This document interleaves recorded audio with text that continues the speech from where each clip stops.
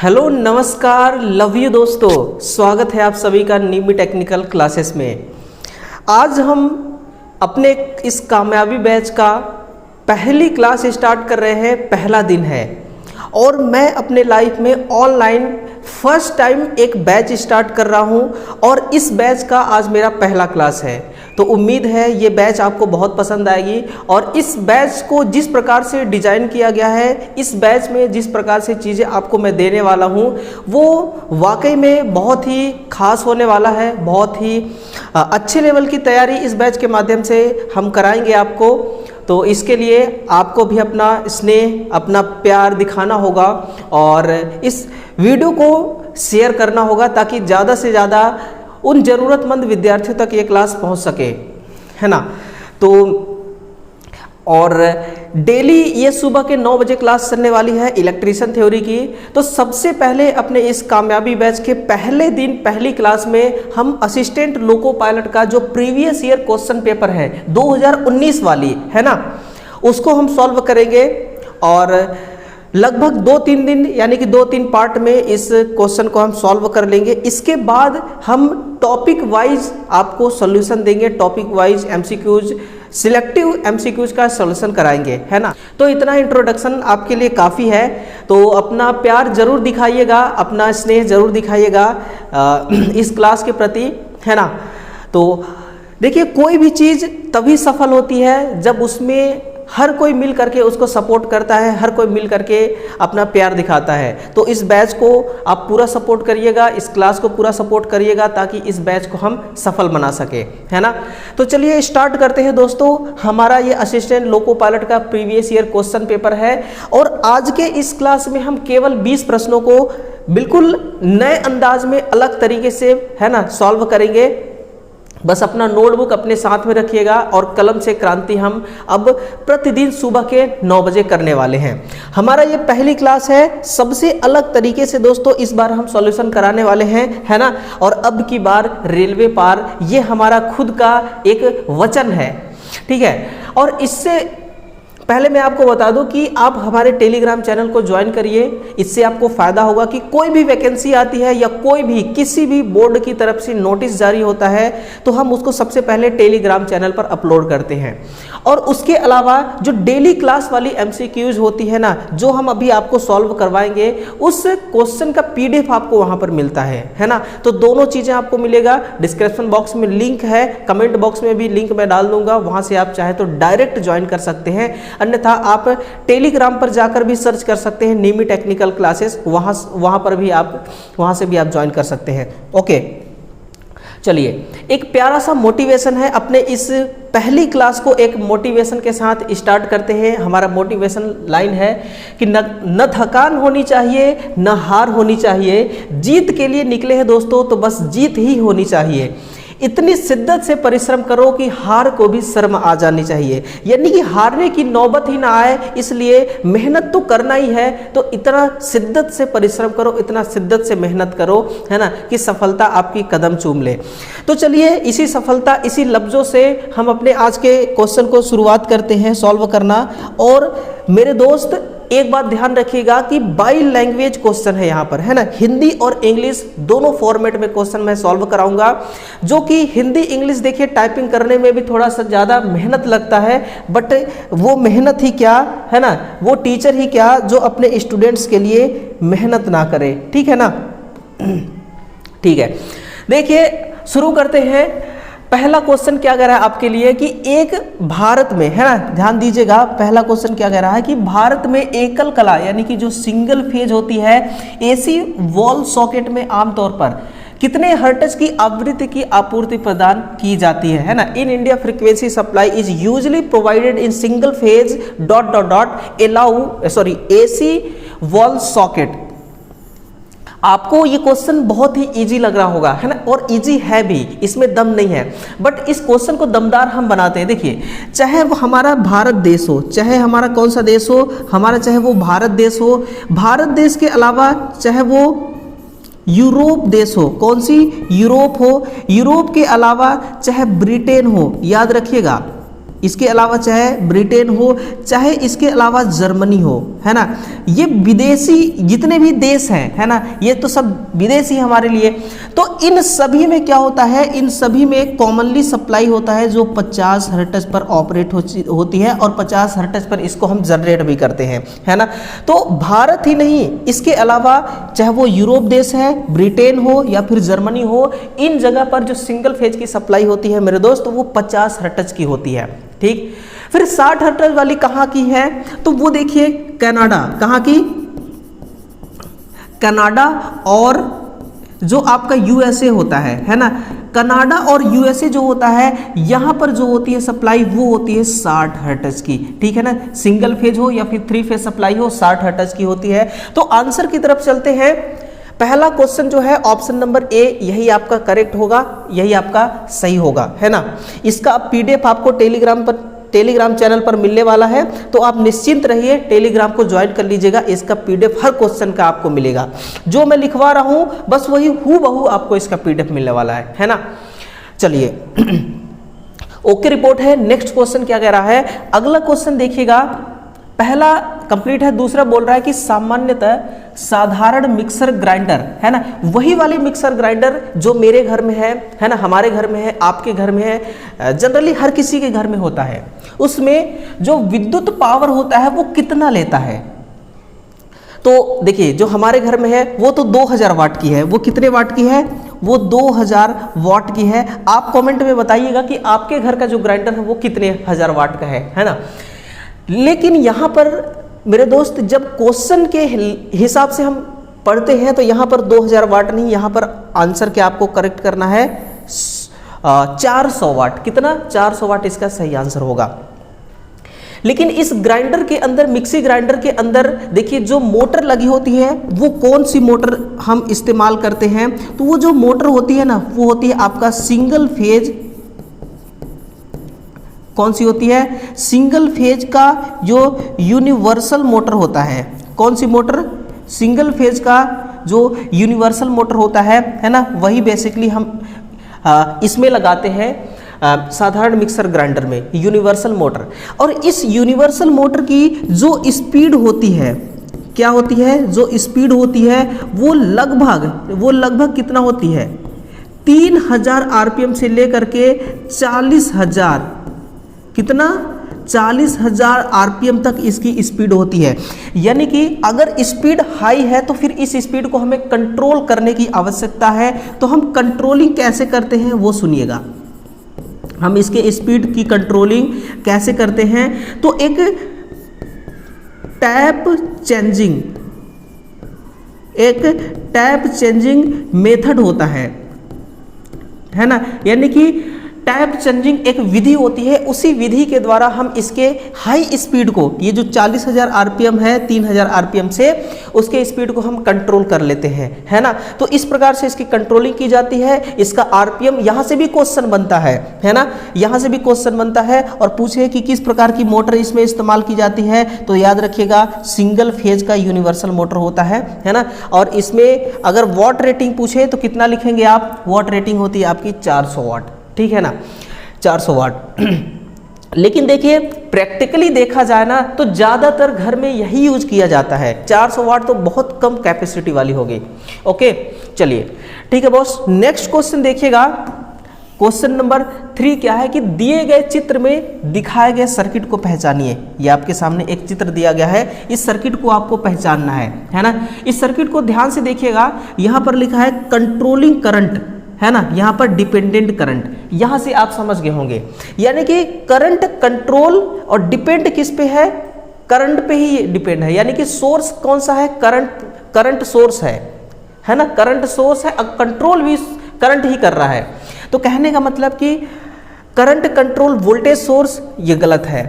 फिर है current control current source, हाँ यही करेक्ट आंसर होगा आपका। करंट जो है वो सोर्स के रूप में भी काम कर रहा है और करंट कंट्रोल भी कर रहा है, करंट को कंट्रोलिंग कर रहा है ना। Current control current source. अब ये जो सोर्स होते हैं, करंट वाले सोर्स होते हैं, ये सामान्यतः 5 प्रकार के होते हैं। पहला लिखिएगा यहाँ पर कि करंट कंट्रोल वोल्टेज सोर्स है ना, और जो दूसरा होता है वोल्टेज कंट्रोल करंट सोर्स है ना, ये तो दो प्रकार के हो गए। और जो तीसरा होता है वो होता है लीनियर प्रकार का, है ना, linear current source, linear current source. और जो चौथा है ये होता है नॉन लीनियर, नोट करते जाइएगा आप, करंट सोर्स, है ना। ये चार प्रकार के हो गए। और जो पांचवा है वो होता है आपका, पांचवा लिखिएगा साइनोसॉइडल, साइनोसॉइडल करंट सोर्स, है ना। तो ये कितने प्रकार के हो गए टोटल? ये हो गए आपका 5 प्रकार का, है ना। ये कितने टाइप्स के हो गए? टोटल 5 टाइप्स के हो गए, 1 2 3 4 और ये 5। अब किसी भी प्रकार का अगर सोर्स आपके सामने आता है ना, देखिए ये जो सोर्स है इसके बारे में डिटेल से आपको पढ़ने की जरूरत नहीं है, इतना डिटेल आपके सिलेबस के अंदर नहीं दिया गया है। अगर आपके सिलेबस में ये होता है इसका डिटेल तो मैं आपको जरूर बताता, है ना। बट इतना देख लीजिए कि कितने टाइप्स के वो होते हैं, ठीक है ना। मुझे उम्मीद है कि ये क्वेश्चन का जो सॉल्यूशन है आपको बहुत अच्छी से समझ में आ रहा होगा, है ना, और चीज़ें भी समझ में आ रही होंगी, कंसेप्ट भी क्लियर हो रहा होगा। बस क्लास को थोड़ा कंटिन्यू देखिएगा और ज़्यादा नहीं, लगभग 20 से 30 मिनट की हर क्लास हमारी होने वाली है ना। तो लाइक वाइक करते रहिएगा। पहला क्वेश्चन चौथा क्वेश्चन आपके सामने है, क्या कह रहा है कि एकल कला यानी सिंगल फेज मोटर में प्रयोग किया जाने वाला जो स्टार्टिंग कैपेसिटर है ना, निम्नलिखित में से कौन सा है? क्या वो इलेक्ट्रोलाइटिक कैपेसिटर है, गैंग कैपेसिटर है ना, सिरामिक या फिर माइका? आपको पता होगा इलेक्ट्रोलाइटिक कैपेसिटर। बट इसके बारे में और जानकारी अगर आपको चाहिए तो ध्यान लगा के सुनिएगा। विद्युत अपघटनी कैपेसिटर, ये जो कैपेसिटर है ये मोटर का जो स्टार्टिंग वाइंडिंग होती है ना, ये मोटर की स्टार्टिंग वाइंडिंग है, इसी के सीरीज में लगाई जाती है, ठीक है। ये मोटर की रनिंग वाइंडिंग है और यहाँ पर देखिए आपका क्या होता है, इस मोटर का ये रोटर है, ठीक है ना। यहाँ से हम इसको क्या देते हैं, सप्लाई देते हैं, फेज और न्यूट्रल, है ना। तो ये जो कैपेसिटर है यही इलेक्ट्रोलाइट कैपेसिटर होता है। यही क्या है, इलेक्ट्रोलाइटिक कैपेसिटर। ये स्टार्टिंग वाइंडिंग के सीरीज क्रम में लगी होती है और इसका काम होता है कि जब मोटर अपने रेटेड स्पीड पर आ जाती है ना, उस समय ये स्टार्टिंग वाइंडिंग को डिस्कनेक्ट कर देती है और मोटर सिर्फ अपने रनिंग वाइंडिंग पे ही रन करती रहती है। देखिएगा जो इलेक्ट्रोलाइटिक कैपेसिटर होता है, इस कैपेसिटर के अंदर अगर पूछा जाए कि इलेक्ट्रोलाइट के रूप में क्या भरा होता है ना, इसके अंदर इलेक्ट्रोलाइट के रूप में क्या भरी होती है, तो इसके अंदर इलेक्ट्रोलाइट के रूप में देखिए भरी होती है अमोनिया बोरेट। क्या होती है, अमोनिया बोरेट इसके अंदर एक माध्यम के रूप में भरी होती है ना। ये होता है इलेक्ट्रोलाइट। और जो आपका गैंग कैपेसिटर है ये कहाँ पर इस्तेमाल करते हैं, तो गैंग कैपेसिटर के बारे में देखिए। तो गैंग कैपेसिटर जिस प्रकार से आपका एक बैटरी होता है, बैटरी का जो समूह होता है, ग्रुप ऑफ बैटरी होती है, यानी कि कैपेसिटर का भी उसी प्रकार से एक ग्रुप होता है, आपस में ये कनेक्ट होते हैं, है ना। तो ये एक ग्रुप कैपेसिटर होता है गैंग कैपेसिटर। और ये जो कैपेसिटर है ना, ये एक वेरिएबल कैपेसिटर होता है। किस प्रकार की, परिवर्ती कैपेसिटर। ये क्वेश्चन यहाँ से बन सकता है, ये किस प्रकार का संधारित्र होता है गैंग कैपेसिटर, तो लिखेगा ये परिवर्ती कैपेसिटर होती है ना। और ये अपने मान को चेंज भी कर सकती है। कितना चेंज कर सकती है, ये आप 25 माइक्रोफैरड से समझिएगा, ये 500 पिकोफैरड तक ये अपने मान को क्या कर सकता है, ये चेंज कर सकता है। तो बहुत ही सेंसिटिव, बहुत ही पावरफुल कैपेसिटर होता है। और इसका यूज देखिए कहाँ कहाँ पर किया जाता है। देखिए जब इसको हम रेडियो में इस्तेमाल करते हैं, कहाँ पर, रेडियो में जो गैंग कैपेसिटर इस्तेमाल किया जाता है ना, इसमें अगर पूछा जाए इलेक्ट्रोलाइटिक, जैसे इलेक्ट्रोलाइट में अमोनिया बोरेट, ये जो आपका इलेक्ट्रोलाइटिक कैपेसिटर है इसमें माध्यम कौन सा होता है, अमोनिया बोरेट। उसी प्रकार से रेडियो में जो गैंग कैपेसिटर लगा होता है इसमें माध्यम कौन सा होगा, इसमें माध्यम आपका होता है हवा, है ना। कौन सा होगा, माध्यम हवा होगा।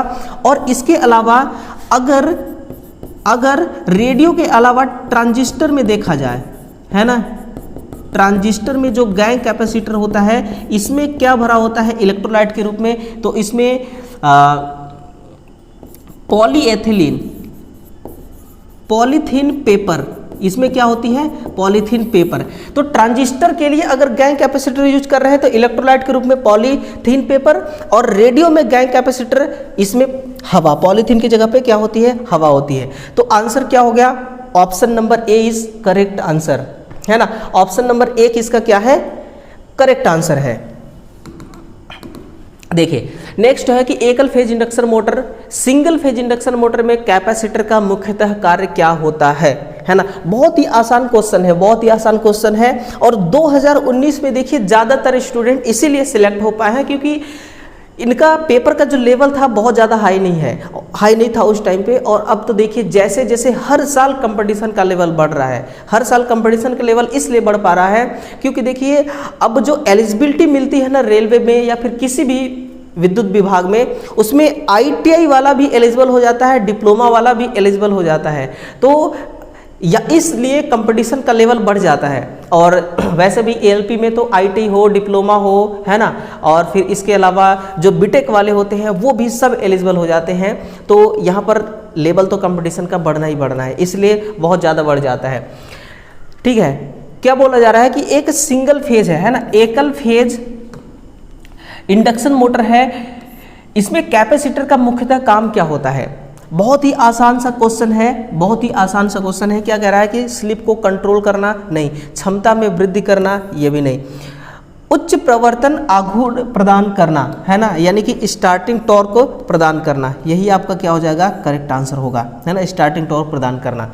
देखिए ये क्या करता है कि जो मोटर सिंगल फेज मोटर है तो सिंगल फेज मोटर को हम सिंगल फेज सप्लाई देते हैं, और सिंगल फेज सप्लाई में कभी भी घूमने वाला चुंबकीय क्षेत्र यानी कि रोटेटिंग मैग्नेटिक फील्ड उत्पन्न नहीं हो पाता है। वही मैग्नेटिक फील्ड उत्पन्न कौन करता है, ये आपका कैपेसिटर करता है। ये क्या करता है कि एक फेज तो पहले से ही आ रही है ट्रांसफार्मर से, है ना, और एक फेज का प्रभाव जनरेट करता है जिसको हम कहते हैं घुमाव बल उत्पन्न करता है, सॉरी स्टार्टिंग टॉर्क है। टॉर्क क्या है, एक प्रकार का घुमाव बल ही है, तो घुमाव बल उत्पन्न करता है। और कौन सा घुमाव बल, मैग्नेट जो है ना उसको घुमाने का काम करता है, उसका एक प्रभाव जनरेट करता है, ये कैपेसिटर का काम होता है ना। और ना सिर्फ कैपेसिटर का प्रयोग इतना ही होता है बल्कि हम इससे कैपेसिटर से स्पार्किंग भी कम कर सकते हैं, है ना, स्पार्किंग भी इसमें हम क्या कर सकते हैं नियंत्रित कर सकते हैं। हम इससे क्या कर सकते हैं, स्पार्किंग भी नियंत्रित कर सकते हैं। और इसके अलावा क्या कर सकते हैं, जो आपका एलिवेटर होता है ना, एलिवेटर में भी इसका इस्तेमाल किया जाता है। एलिवेटर के अलावा अगर आप पावर फैक्टर सुधारना चाहते हैं तो पावर फैक्टर सुधारने में भी इसका इस्तेमाल किया जाता है। और इसके अलावा जो आपका ट्यूबलाइट होता है ना, जो फ्लोरोसेंट ट्यूब होती है ना, वहाँ पर भी इसका इस्तेमाल करते हैं। और टॉर्क उत्पन्न करने के लिए भी इसका इस्तेमाल किया जाता है, टॉर्क उत्पन्न करने में भी इसका इस्तेमाल करते हैं। और इसके अलावा रेडियो में, कहाँ पर, रेडियो में भी इसका इस्तेमाल होता है। और इसके अलावा ट्रांजिस्टर की बात करी जाए तो ट्रांजिस्टर में भी इसका प्रयोग किया जाता है। तो एक कैपेसिटर कहाँ कहाँ देखिए गेम खेलता है और कहाँ कहाँ ये अपना रोल प्ले करता है, चाहे वो स्पार्किंग कंट्रोल करना हो, एलिवेटर हो, power factor, fluorescent tube, torque उत्पन्न करना, रेडियो, ट्रांजिस्टर, इन सभी जगह पर देखिए कैपेसिटर यूज किए जाते हैं। बट अलग जगह पर अलग प्रकार का कैपेसिटर और अलग जगह पर अलग प्रकार का कैपेसिटर, ठीक है, बस इतना ही फर्क है इसमें, है ना। ओके रिपोर्ट है। नेक्स्ट क्वेश्चन देखिएगा कि इंटीग्रेटिंग इंस्ट्रूमेंट का एक उदाहरण कहलाता है। आपके सामने एक तस्वीर भी है, आप चाहें तो इससे समझ सकते हैं। इंटीग्रेटिंग का मतलब एक्चुअल में होता क्या है, इंटीग्रेटिंग का मतलब होता है समाकलन। समझिएगा चीज को, समाकलन का मतलब होता है कि किसी भी चीज को इकट्ठा करते रहना, यानी कि प्लस करते रहना। समझिएगा, आंसर तो हो जाएगा एम्पियर आवर मीटर, जैसे कि किलोवाट आवर होता है ना, जैसे कि ओडोमीटर होता है। इस ओडोमीटर से मैं आपको बताना चाहूँगा कि ओडोमीटर क्या होता है। ओडोमीटर जो मोटरसाइकिल होती है ना, क्या होती है, जो मोटरसाइकिल यानी कि बाइक होती है, आपने देखा होगा कि जब आप बाइक चलाते हैं ना, यानी कि आपने एजेंसी से एक बाइक लिया मान लीजिए, है ना, 0 किलोमीटर पे वो आपका स्टार्ट होगा। जब आप चालू करेंगे तो 0 किलोमीटर पे उसकी जो एक मीटर लगी होती है किलोमीटर वाली, जिसको हम ओडोमीटर कहते हैं, वो 0 किलोमीटर शो करेगा। और आप मान लीजिए कि 20 किलोमीटर आप रनिंग करके आए, उस बाइक को दौड़ा के आए, तो जो ओडोमीटर लगा होगा, इस प्रकार का ओडोमीटर, वो उस स्पीड को रिकॉर्ड कर लेगा। आपने बाइक को बंद कर दिया, फिर से अपने बाइक को जब स्टार्ट करेंगे आप, तो जो 20 किलोमीटर दौड़ आप लगाए थे बाइक के द्वारा, वहीं से उसका काटा स्टार्ट होगा, ना कि 0 किलोमीटर से। तो वो क्या कर रहा है, वो आपकी किलोमीटर को, गति को, है ना, वो क्या कर रहा है, समाकलन कर रहा है, इकट्ठा कर रहा है, उसको कभी 0 नहीं होने देता है ना। तो इंटीग्रेटिंग का मतलब यही होता है। तो इसी प्रकार से किलोवाट आवर मीटर भी करता है। आप देखते होंगे कि जो घरों में रीडिंग आती है ना, जो घरों में रीडिंग आती है, जो किलोवाट आवर मीटर होती है, उसमें रीडिंग देखिए कभी जब 0 से स्टार्ट होती है तो वो बढ़ती जाती है। इसी प्रकार से ओडोमीटर भी होता है। तो आंसर आपका क्या हो गया, ampere hour meter. Ampere hour meter भी इसी प्रकार से रीडिंग देती है। ये आपके सामने एक तस्वीर है, इस तस्वीर से आप समझ सकते हैं एम्पियर आवर मीटर, यह डिजिटल टाइप का एम्पियर आवर मीटर है ना। चलिए, चीज़ें समझ में आ रही होंगी, हर एक चीज़ देखिए मैं समझाने की आपको कोशिश कर रहा हूँ। इस क्लास को देखने के बाद ना वाकई में अगर एक ऐसा विद्यार्थी होगा जो लोको पायलट की तैयारी कर रहा है, या फिर इसके अलावा किसी भी अदर कंपटीशन एग्जाम की तैयारी कर रहा है, या फिर ITI कर रहा है ना, तो इतना डिटेल अगर उसके पास चला गया, इतना डिटेल से क्वेश्चनों का सॉल्यूशन उसके पास चला गया ना, तो कोई कंपटीशन एग्जाम ऐसा नहीं है जिसको वो क्वालिफाई नहीं कर सकता, है ना। तो इसको ध्यान से देखिएगा आप। क्वेश्चन नंबर 7, अगर प्रचालन धारा 10 एम्पियर से 100 एम्पियर के मध्य है ना, तो सर्किट को सुरक्षित ढंग से ब्रेक करने के लिए किस उपकरण का प्रयोग किया जाता है। यानी कि एक सर्किट है, उसमें ऑपरेटिंग करंट जो है वो 10 एम्पियर से लेकर के 100 एम्पियर के बीच में है। तो अगर सर्किट को हमें सुरक्षित यानी कि सेफ्टी रूप से हमें उसको ब्रेक करना है, तो फिर उसके लिए कौन सा उपकरण प्रयोग किया जाएगा, MCB, OCB, MCCB या फिर ACB। यहाँ पर जो ALP बोर्ड है, रेलवे बोर्ड जो है, उन्होंने सही आंसर माना था MCCB, moulded case circuit breaker. But ये जो उनका आंसर था, ये आंसर पूरी तरह से गलत है। करेक्ट आंसर आपका होगा MCB, है ना, मिनिएचर सर्किट ब्रेकर।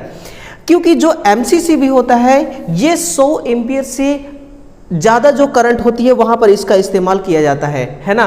और MCCB में देखिए अर्थ फॉल्ट की भी व्यवस्था होती है, इसका एक ऐसा फंक्शन होता है। यहाँ पर 10 एम्पियर से लेकर के 100 एम्पियर के बीच करंट है तो MCB ही प्रयोग करेंगे, है ना। और MCB जो होता है, ये जो आपको MCB दिखाई दे रहे हैं, ये 2 पोल का MCB है। 1 पोल का भी MCB आता है ना, उसमें केवल फेज कनेक्ट किया जाएगा और न्यूट्रल को डायरेक्ट दे देते हैं। ये 2 पोल का है, इसमें एक में फेज कनेक्ट करेंगे और दूसरे में न्यूट्रल कनेक्ट करेंगे। एक आती है 3 फेज की और 4 फेज, यानी कि 3 पोल और 4 पोल की भी आती है ना। तो इसी प्रकार से ये MCB होती है। और MCB भी देखिए अलग अलग प्रकार के होते हैं। जैसे कि एग्जाम्पल के लिए नोट करिएगा, MCB के टाइप्स कितने होते हैं, B टाइप का C, D, K और Z, है ना। तो ये कितने प्रकार के हो गए, B, C, D, K, Z, total 5 types के हो गए, है ना। टोटल कितने टाइप्स के हो गए MCB, 5 टाइप्स के MCB हो गए। और अलग अलग जगह पर इसका इस्तेमाल किया जाता है। ये किस किस काम के लिए इसका इस्तेमाल हो रहा है आज के टाइम पे, तो देखिएगा शॉर्ट सर्किट, है ना, short circuit and overload safety के लिए, है ना, इसका इस्तेमाल किया जा रहा है। इसका इस्तेमाल इन कामों के लिए किया जा रहा है, चाहे वो शॉर्ट सर्किट हो या फिर ओवरलोड हो, दोनों कामों में इसका इस्तेमाल करते हैं। MCCB जो होता है ये मोल्डेड के सर्किट ब्रेकर होती है। OCB ऑयल से काम करती है और AC भी एयर पे काम करती है ना। तो 10 से 100 के बीच में तो एक ही ऐसा उपकरण है जिसको हम MCB कहते हैं और ऑप्शन नंबर ए ही सही आंसर होगा। ठीक है ना। समझते चलिएगा, जो चीज़ें आपको नई लग रही हो, जो चीज़ें आपको ऐसा लग रहा हो कि फर्स्ट टाइम हमें ये सुनने को मिल रहा है, तो उसको आप नोट जरूर करते रहना, है ना। निम्नलिखित में से कौन सा शुष्क सेल है? Which of the following is a dry cell? वो है आपका जिंक क्लोराइड। वो कौन सा है? Zinc carbon cell. जो जिंक कार्बन सेल है ना, इसमें जो कार्बन है, इस कार्बन का कार्य क्या होता है सेल के अंदर? इसका देखिए जो फंक्शन है, इसका काम होता है कि चालकता तथा जो नमी होती है, नमी को बनाए रखना। ये किसका काम है? ये काम है कार्बन का। यानी कि चालकता और नमी को, ये दोनों चीज को ये बनाए रखती है। कार्बन का बेसिकली ही काम है। और जिंक का काम क्या होता है ये आपको पता है ना। तो ये एक प्रकार का प्राइमरी सेल है और इसका देखिए आज के टाइम पे प्रयोग कहाँ पर किए जा रहे हैं, तो इसका जो यूज है वो किया जा रहा है। जैसे कि टीवी जो होती है ना, टीवी के रिमोट के लिए, है ना। और इसके अलावा जो टॉर्च होते हैं, है ना, टॉर्च में भी इसका इस्तेमाल किया जा रहा है। तो टॉर्च हो गया, टीवी का रिमोट हो गया, वहाँ पर इसका इस्तेमाल करते हैं। कार्बन का इस्तेमाल इसमें किस रूप में लिया जा रहा है, किस रूप में किया जा रहा है, यानी कि ये कह सकते हैं कि कार्बन क्यों लगाया गया है इस पे, है ना, इस सेल में, तो इस वजह से हम कार्बन लगाते हैं। ठीक है। लिथियम सेल जो होता है ये एक इस प्रकार का सेल है कि इसका इस्तेमाल सबसे ज़्यादा कहाँ पर किया जाता है, तो ध्यान दीजिएगा, जो लैपटॉप होती है, लैपटॉप एंड जो मोबाइल फोन्स होते हैं, है ना, जो मोबाइल फोन्स होते हैं यहाँ पर इसको लगाया जाता है। आपके जिस मोबाइल से आप अभी इस क्लास को देख रहे हैं ना, उस मोबाइल के अंदर भी इसी प्रकार का सेल लगा गया है, लिथियम सेल। ठीक है। तो आंसर इस करेक्ट आंसर क्या हो जाएगा? Option number B, zinc carbon cell इसका सही होगा, है ना। देखिए अगला क्वेश्चन पूछा गया था कि निम्नलिखित में से ऐसी कौन सी बैटरी है जिसमें विद्युत अपघटन के रूप में तनु सल्फ्यूरिक अम्ल का प्रयोग किया जाता है? In which of the following batteries dilute sulphuric acid, है ना, इलेक्ट्रोलाइट के रूप में लिया जाता है? ऐसी बैटरी कौन सी है? देखिएगा H2SO4 यही होती है, डाइल्यूट सल्फ्यूरिक एसिड। और दो बैटरी के अंदर इसको लगाते हैं, एक होता है वोल्टाइक सेल, वोल्टाइक सेल के अंदर, और दूसरा होता है आपका लेड एसिड सेल, है ना, लेड एसिड सेल। इन दोनों में इसका प्रयोग करते हैं। लेड एसिड सेल में भी यही डाइल्यूट सल्फ्यूरिक एसिड होता है और वोल्टाइक सेल में भी यही होता है। बट ये एक प्रकार का प्राइमरी सेल है और ये है आपका सेकेंडरी सेल, है ना, प्राइमरी और सेकेंडरी सेल। आंसर क्या होगा? Lead acid battery, option number A. Nickel cadmium cell का इस्तेमाल कहाँ पर करते हैं? तो देखिए निकल कैडमियम जो यूपीएस सिस्टम होता है ना, जो यूपीएस प्रणाली होती है वहां पर इसका इस्तेमाल किया जाता है ना। यूपीएस सिस्टम में हम इसका इस्तेमाल कर रहे हैं। आज के टाइम पे खूब ज़्यादा इस्तेमाल हो रहा है निकल कैडमियम सेल का। इसका लाइफ टाइम भी देखिए बहुत ज़्यादा होती है ना, और वोल्टेज कैपेसिटी भी बहुत ज़्यादा होती है। लिथियम सेल का मैंने बता दिया, कार्बन जिंक सेल का ये सब प्राइमरी सेल हैं, इसका भी इस्तेमाल कहाँ पर हो रहा है? आज के टाइम पर भी देखिए इसका इस्तेमाल हो रहा है ना। ऐसा नहीं कि बहुत पुरानी बातें मैं बता रहा हूँ आपको, आज के टाइम पर भी आप देखिए हो रहा है इसका इस्तेमाल। देखिए एक और शानदार क्वेश्चन है कि किसी केबल में होता है, एक केबल कंटेंट्स केबल के अंदर क्या होता है? कई मुक्ततर तार होते हैं या फिर एक ही प्रकार के दो या दो से अधिक चालकों का एकल। हाँ, चालकों का एकल मतलब कि तार एक से अधिक हो सकते हैं लेकिन एक बॉन्ड के अंदर होते हैं, है ना। और विद्युत रोधी चालक, सही बात है। ये देखिए ये एक केबल है ना, इस केबल के अंदर आपको चार तारें दिखाई दे रही हैं। इसको हम क्या कहेंगे? 4 लेयर, यानी कि 4 वायर कहेंगे, 4 लेयर नहीं 4 वायर। 4 तारें हैं RYB न्यूट्रल की, ठीक है ना। और इसके ऊपरी वाली सतह जो होती है बहुत, देखिए ये पहली सतह है ना, ये पहली सतह है, ये इसका फर्स्ट लेयर है, ये इसका सेकेंड, ये थर्ड, फोर्थ, फिफ्थ, यानी कि टोटल 5 लेयर है और पांचों लेयर का फंक्शन अलग अलग होता है। इन सभी का काम होता है कि अंदर जो कंडक्टर है इस कंडक्टर को सेफ्टी देना, इस कंडक्टर को सुरक्षित रखना, यही इसका काम है। कोई नमी को रोक रहा है तो कोई मैकेनिकल चोट से रोक रहा है, तो कोई वातावरण से प्रभावित ना हो कि अंदर की केबल, इससे रोक रहा है ना। तो हर लेयर का अपना एक अलग ही फंक्शन होता है, अपना अलग ही काम होता है, ठीक है ना। और इसके लेयर से भी देखिए क्वेश्चन बनते हैं, है ना। शीट का काम क्या है, आर्मरिंग का काम, बेडिंग का, स्क्रीनिंग का, इंसुलेशन का, इन सब का काम क्या होता है, इससे भी क्वेश्चन बनते हैं। तो आंसर तो आपका ऑप्शन नंबर देखिए बी ही करेक्ट होगा। एक ही प्रकार के 2 या 2 से अधिक चालक जो होते हैं ना, चालकों से बना एकल वैद्युत रोधी चालक, यही होता है आपका एक केबल। और केबल का इस्तेमाल आजकल देखिए ट्रांसमिशन लाइन के लिए भी की जा रही है। और केबल एक ऐसी ये चालक होती है कि आज के टाइम पे जो सिंगल फेज वाली सप्लाई हो गई या फिर 3 फेज वाली सप्लाई हो गई, जो सर्विस लाइन की हम बात कर रहे हैं, वहाँ पर देखिए पहले नंगा तार के द्वारा डिस्ट्रीब्यूट किया जाता था सर्विस लाइन को, लेकिन अब उसके जगह पर केबल लगा दिया जाता है। इससे सबसे बड़ा फायदा एक ही मिलता है कि चोरी कम होती है ना, लाइट की चोरी जो है वो कम हो चुका है। लेकिन ये केबल देखिए सक्सेसफुल नहीं है।